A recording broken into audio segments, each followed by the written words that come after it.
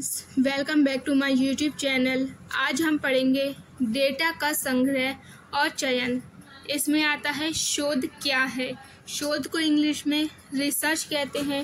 Research को दो भागों में करें तो री प्लस सर्च है, जिसका अर्थ है नया ज्ञान, नए ज्ञान की प्राप्ति। शोध को थोड़ा सा डिटेल में पढ़ लेते हैं। शोध वे प्रक्रिया है जिसके द्वारा किसी नवीन विचार या ज्ञान का विस्तार करने के लिए कुछ नवीन प्रयास किए जाते हैं।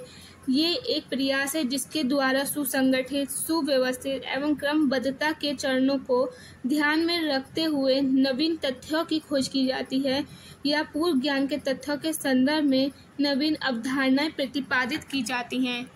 नंबर 2 पे पढ़ेंगे शोध के उद्देश्य। शोध के उद्देश्य में आगे है ज्ञान में वृद्धि हेतु, उपाधि प्राप्त करने हेतु, शोध वित्तीय प्राप्त करने हेतु, ज्ञान में वृद्धि करने हेतु मतलब किसी नई चीज़ की खोज करेंगे तो हमारे ज्ञान में वृद्धि होगी। इसको थोड़ा सा डिटेल में पढ़ते हैं।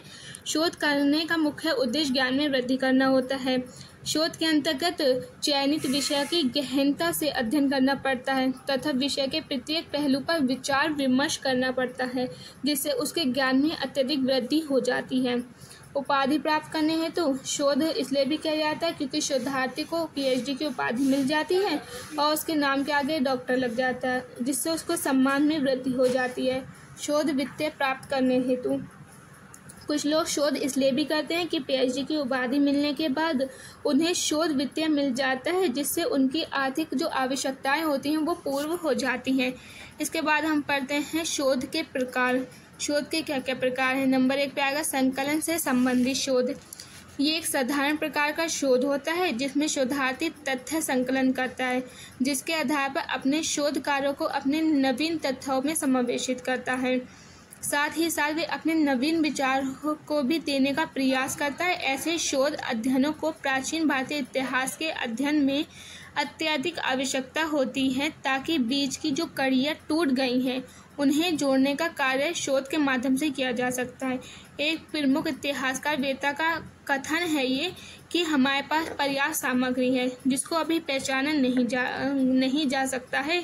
यदि नवीन शोधार्थी इस हेतु प्रयास करें तो हमारे ज्ञान में वृद्धि हो जाएगी। मतलब जो पुरानी सामग्री हैं उनको अभी पहचाना नहीं गया है, अगर जो नवीन शोधार्थी हैं वो इस पर विचार करें तो और इस पर ज्ञान प्राप्त करें तो उनको ज़्यादा आसानी और सहायता से ज्ञान प्राप्त हो जाएगा। आंकड़ों की व्याख्या से संबंधित शोध। किसी भी संकलन आंकड़ों का प्रयोग या संग्रहित सामग्री का उपयोग किसी भी अभिमत को सिद्ध करने के लिए विभिन्न प्रकार से किया जा सकता है। अतः शोधार्थी की सफलता इस बात पर निर्भर करती है कि वे वर्तमान व पूर्व में ज्ञात स्रोतों को संतोषजनक ढंग से स्थापित करते हुए किस तरह से अपने निष्कर्ष पर पहुंचता है। उदाहरण, गुप्त काल को स्वर्ण युग के रूप में मानकर उसे सिद्ध करने का प्रयास करते हैं, लेकिन कुछ इतिहासकार इस मत के प्रति सहमत नहीं होते हैं। अतः ये शोधार्थी के विवेक पर निर्भर करता है कि वे दो विभिन्न जो विचार हैं उसको स्थापित करने में किस प्रकार विश्लेषण करेगा। उसके बाद पढ़ेंगे ज्ञान संरक्षण संबंधी शोध। उपयुक्त 2 प्रकार के शोधार्थी कार्यों की तुलना में ये तीसरा शोध कार्य कुछ कठिन है, क्योंकि इस तरह के शोध कार्य में शोधार्थी कुछ निश्चित नियमों का सिद्धांतों की व्याख्या प्राप्त तथ्यों तथा आंकड़ों के आधार पर करता है तथा इस तरह के शोध दार्शनिक व उच्च स्तर के मानसिक क्रियाकलापों की आवश्यकता होती है। वे सभी ज्ञात तथ्यों तथा सूचनाओं को इस तरह से संश्लेषित करता है कि वे एक सामान्य नियम के अधीन कार्य करते हुए प्रतीत होता है। वे अपने ज्ञान का संपूर्ण उपयोग करते हुए अपने अभिमत को सिद्ध करने के लिए कुछ सिद्धांतों को प्रतिपादित करता है। इसको सारांश में देखें तो ये कहा जाता है कि किसी भी श्रेणी का शोध कार्य हो उसकी गुणवत्ता व निष्कर्ष शोधार्थी के श्रम और उसके शोध के प्रति श्रम पर निर्भर करता है। इसके बाद पढ़ेंगे विषय का चयन। शोध लिखने के लिए कभी भी विषय का चयन सोच समझ के करना चाहिए, कभी भी तुलनात्मक विषय नहीं चुनना चाहिए। इसको थोड़ा सा डिटेल में पढ़ते हैं। शोध करने के लिए सर्वप्रथम शोधार्थी को विषय का चयन करना होता है। विषय का चयन अत्यंत सावधानीपूर्वक करना चाहिए। उसे अपनी सुविधा अनुसार ही विषय का चयन करना चाहिए। यदि उचित विषय ना चुन सका तो संपूर्ण शोध कार्य को ठीक प्रकार से नहीं कर सकेगा। उसे विषय का चयन करते समय तुलनात्मक अध्ययन से बचना चाहिए। जैसे नेपोलियन और चंद्रगुप्त मौर्य का तुलनात्मक अध्ययन नहीं करना चाहिए।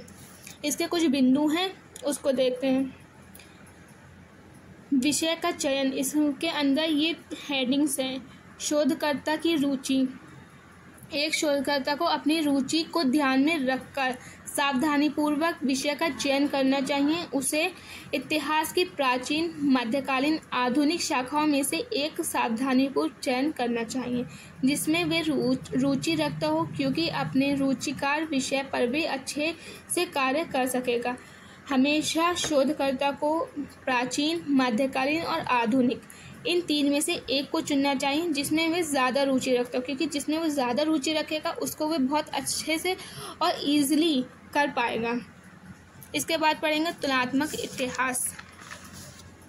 तुलनात्मक इतिहास है, एक नए शोधकर्ता को तुलनात्मक इतिहास का विषय चयनित नहीं करना चाहिए। तुलनात्मक विषय में शोधार्थी को दोनों विषय पर गहन अध्ययन करना पड़ता है। उदाहरण, फ्रांस की राज्य क्रांति 1789 में तथा रूस की क्रांति 1970 की तुलना का विषय नहीं लेना चाहिए, और ऐसे विषय में शोधार्थी के लिए अत्यंत कठिन हो जाता है, क्योंकि जो भी दो तुलना का विषय होते हैं उसको बैलेंस करना बहुत ही डिफ़िकल्ट होता है। हमेशा एक विषय लेना चाहिए जिस पर उसकी अच्छे से गहनता हो, वो अच्छे से उसमें रुचि लेता हो, जिसको वो अच्छे से एक्सप्लेन कर सके, उसी को लेना चाहिए। कभी भी तुलनात्मक विषय नहीं चुनना चाहिए। उसके बाद पढ़ेंगे सामग्री एकत्रित करना। अपने विषय का चयन करने के बाद शोधार्थी को विषय से संबंधित सामग्री एकत्रित करनी होती है। उसे विषय से संबंधित किताबें, मुद्राएं, दस्तावेज सभी को एक स्थान पर एकत्रित कर लेना चाहिए।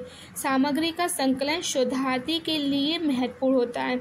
स्रोत सामग्री की सत्यता हेतु निजी तथा सार्वजनिक विभागों की खोज करनी चाहिए। यदि कुछ स्रोत सामग्री विभिन्न स्थानों पर बिखरी पड़ी है तो शोधार्थी को कठिन परिश्रम करके एकत्रित करना चाहिए। मतलब सामग्री एकत्रित करने में कि किताबें, मुद्राएं, दस्तावेज, इन सबको एक करके पढ़ना चाहिए, फिर शोध करना चाहिए। अगर ये सब बिखरे हुए हैं तो शोधार्थी को कठिन परिश्रम करके उन सबको एकत्रित करने के बाद ही शोध लिखना चाहिए। अगर आपको हमारी वीडियो अच्छी लगी हो तो कमेंट करके ज़रूर बताइए। अगली वीडियो हम इसके आगे का पढ़ेंगे। Thank you.